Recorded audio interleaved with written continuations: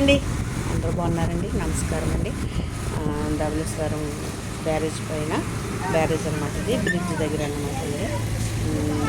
అంటే ఎర్రగోదావరి వచ్చింది కదా, చూడడానికి వచ్చాను. మీకు మొన్న వీడియో పెట్టాను కదండి, ఆ వీడియో చూస్తూ నేను ఇది మీకు వీడియో చూపించడానికి పెడుతున్నాను.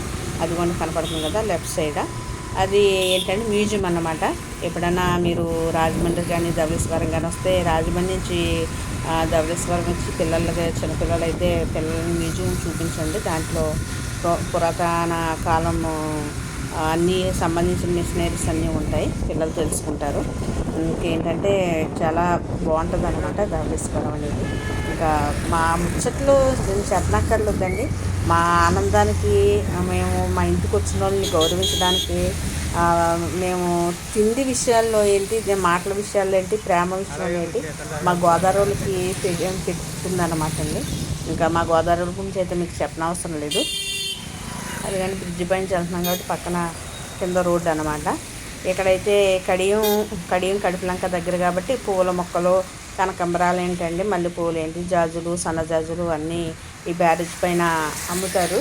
మీకు పువ్వులు కావాలన్నా మీకు ఈ సైడు బాగా చవకగా దొరుకుతాయి.